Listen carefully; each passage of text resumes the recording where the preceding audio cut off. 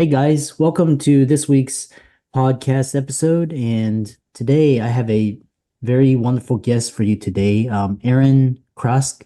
She's a commercial strategist and she's a success coach. She's got 20 years of experience and she's got a wonderful portfolio. She's going to talk to us all about her leadership skills, transforming mindsets, elevating brands. And I'm really happy to have her to the show. So, Erin, welcome.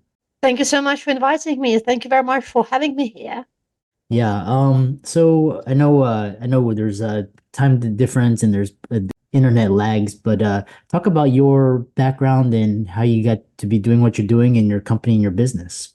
Oh, that's going to be a very long story. I'm not sure you're ready for it.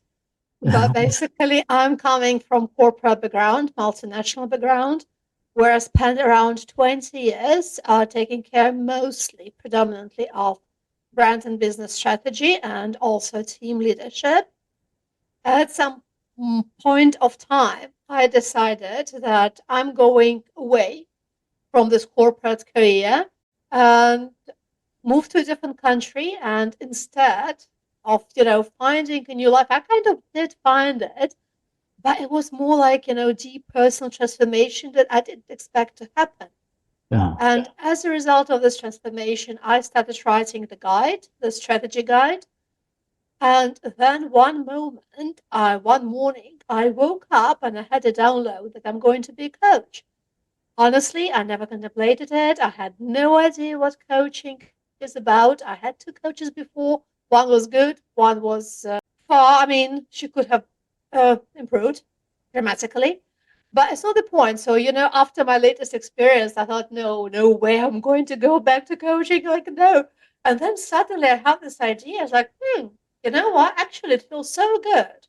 It feels like home. And yeah, and this is how I transitioned because I didn't know what I would be doing with my life. I had no idea until, I had this idea about coaching, called everybody, and then started studying like there's no tomorrow. And yeah, that's just where I am now. Yeah, I love that. And so, we'll kind of transition into the conversation. So, the first thing is, I love talking about these things and themes. So, one is transformative leadership, and share a story where your leadership significantly transformed the company or team. Key challenges. How did you overcome it? How did you get it past the goal line? Oh dear. Oh my God.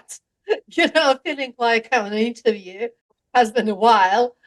In all fairness, I was trained as a transformative leader, but I was kind of in between, and I was in between transformative and authentic because authentic that is something that just closer to me, this is more who I am, while transformative leadership is very much about company, right? It's very corporate. It's everything for the organization, for the benefits of the organization.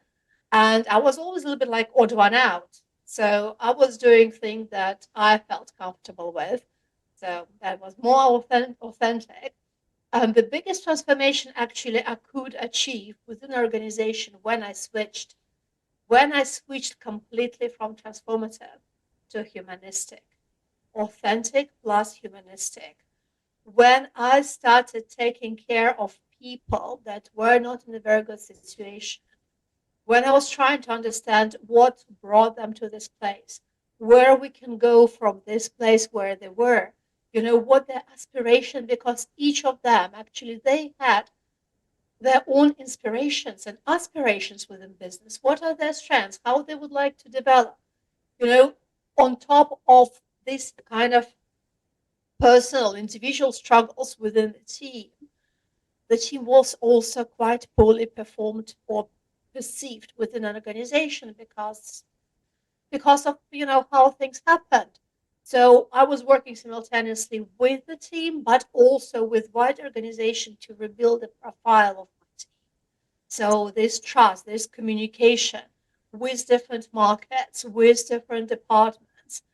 And the result of it, was it possible to do more? It's always possible. to do more, right? It always depends on the constraints and the whole situation. But I can say that, yeah, there's something I'm proud of because people felt better. And when they felt better, they were performing better. That is the end goal. So this is when I realized 100% that all business and all leadership is about people. Forget about company, forget about transformation. Because when you take care of people, people gonna take care of company. But when you take care of company first, people won't reciprocate. Mhm. So that's the story. Yeah, this quite quite a fascinating story. And so talk about ethics and strategy in today's competitive environment. How do you balance ethical considerations with aggressive business strategies and provide examples? Well, first of all, strategy doesn't have to be aggressive unless you make it aggressive, right? So that is your choice. There's nothing I can do about it. But the thing is, what I find fascinating, I don't remember, I even posted on LinkedIn. It's the fourth time recently that I'm hearing the word balance. That when I'm asked how to balance, it means that you're balancing things that they're not supposed to work together. Is like one of the most, dare I say, stupid. Balance was how do you balance profit and purpose? Like, why do you need to balance it? Why can't they just coexist? There was something else equally. So ethics is the foundation of the company. You don't balance it with anything because it's the foundation, together with your meaning of your business, together with your value proposition, together with your, gosh, basically the setup of your business. Ethics is part of it. It's your philosophy, right? And you don't balance it. It just sits there. The only thing that you need to do with ethics, when you have it done, when you all believe that this is something that all of us, including the management team, are going to adhere to, then it becomes, again, the foundation of your business. One thing that helps with ethics is to have an ethical committee.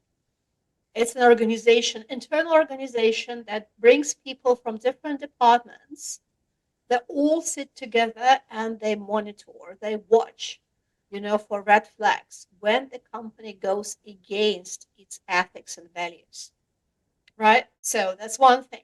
Strategy is absolutely indispensable for business. And although people don't think about it this way at the moment, but here's a very good example. Is like when we talk about wars, why nobody questions a need for a strategy in a war, right? Your business, actually, it's a war. It's a fight for every share point. But in this particular case, strategy becomes totally redundant. It absolutely makes no sense. Or another fantastic example, what we think about people that say something without thinking. Is it a virtue?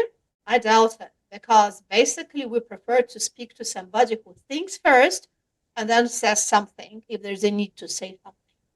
So this is strategy. In business, somehow, we immediately just, throw ourselves into operations and we start change things and we start moving and we start building what we're building, why we're building, what the point of our building.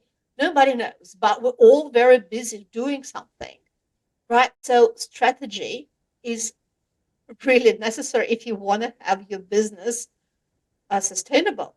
If you want to have it operational for a longer period of time than the first 3 to 5 years, or if you want to reduce stress and overwhelm that not having a strategy brings to a business.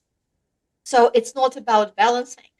It's about having ethics because it's easier, because it builds brand reputation, because it helps with employees, because it helps with customers, helps with partners. It makes more the ambiance culture gets more peaceful, more tolerant, more harmonious, and because there are also boundaries. And boundaries means freedom, means that you know what you can and what you can't do. When you know it, you can be free because you know where the boundary, where the border is. And strategy, yeah, it just the whole thing by itself, but must be there. Yeah, interesting. So, all right. So, kind of next question is, we talk about, purpose of profit, and, you can talk about, your inspiration for writing it, and, just, talk about, a couple of key takeaways, and, aligning purpose and profit for the audience where they can find it. Yeah, purpose of profit, actually, again, because there is no balance between perfect purpose and profit. Both have to be present within an organization. Even if the organization is ethical or conscious or purpose driven, you need to think about that. First of all, you're not a charity, and even charity can't really, sustain themselves just on donations. I don't believe it's enough. But when you have opportunity to grow your business, when it becomes more profitable, if somebody is so much driven by giving, with a profitable business, they have an opportunity to give much more. So one thing, don't shy away from profit. Money isn't evil, right? Money isn't. So that's one thing. And then again, just because I had so many, started seeing a pattern of mistakes that businesses make, because even when I was talking to them, I could see that they don't understand what I'm talking about. They were curious, don't take me wrong, because like, there's something new, I never heard of that. But they didn't know. And because I'm such a strong believer in strategy, there's one thing that is definitely missing. And this is why I decided just to pack everything that I learned over 20 years in multinationals in a textbook or a reference book, and I wanted to make it really easy to read, because you have quite a lot of literature. Either it's very specific, it's like a big marketing thing on one topic, and not many people are going to have time unless you're really into marketing strategy, or you have academic books that some people may find a little bit threatening, uncomfortable to read, because they're just a little bit heavy. So I wanted to make it like light, easy, fun, a bit sarcastic, written in a very simple language, and importantly, like bite-sized information. Because I don't pretend that it's an encyclopedia, although one actually reviewer called it encyclopedia, which nice, but it wasn't the intention. So yeah, the idea was to give you all basic knowledge you need to know to run a business. And then from this place, recommended literature if you're interested. So this is how, I came up with this idea, just listening to people, understanding what they don't know that I do. And this is how, it happened. And I have to say that by now it has won 3 awards, and I'm very pleased for that. Yeah, I love that. How can people contact you and find you and follow you and reach out to you? The easiest way would be to go into show notes and check the link that can't be there. So if you're interested, just click on it. Yeah, and okay, excellent. Well, thanks so much for coming onto the podcast, and I think it was a really enlightening conversation. I hope so. Thank you very much. Thank you for inviting.